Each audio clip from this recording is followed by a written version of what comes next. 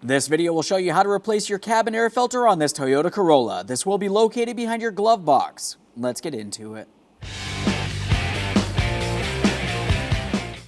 Okay friend, let's get started on our job. On the passenger side of the vehicle, we're locating our glove box. Go ahead and open that glove box and remove anything from on the inside. Once you have that out of place, we're going to take hold of each side of the glove box. Squeeze them towards the center just enough that we can lower this down. It's only going to come down so far because we have a small shock on the side that will also dislodge. To dislodge the shock from the glove box housing, we want to squeeze in on these two locking ears. Once you have those squeezed in, just go ahead and slide the shock off of there. Now we can lower down the glove box. You don't need to remove it any further than this. Let's have a look deep in this area.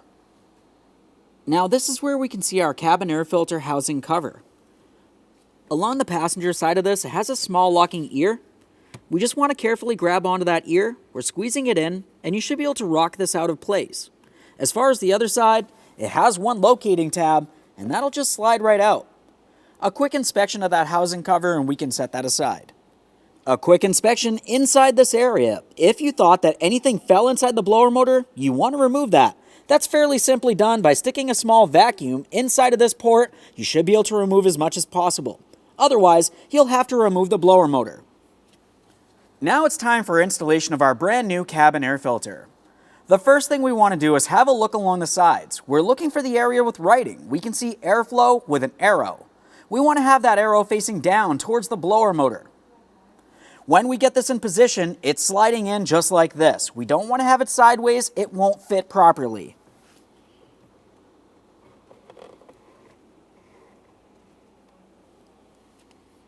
Now when you slide it in, you're going to find that it's fairly loose. The cover will hold it in the upright position. Now as far as that cover, we're going to get it in position. We have our locating tab. Let's just have a quick look at the inboard side. You can see that we have these angled tabs. That's going to press that cabin air filter up into the proper position.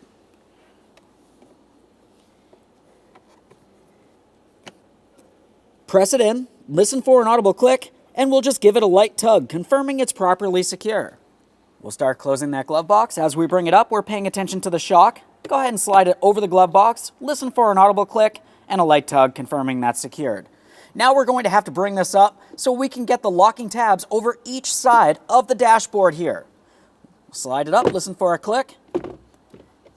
Once it's in the proper position, it should only go down that far. At this point, you can reinsert anything that you've removed from the glove box and then close it.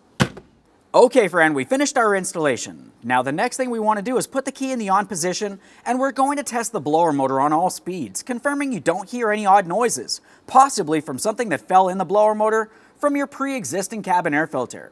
Assuming everything's good, take your vehicle for a road test. Thanks for watching.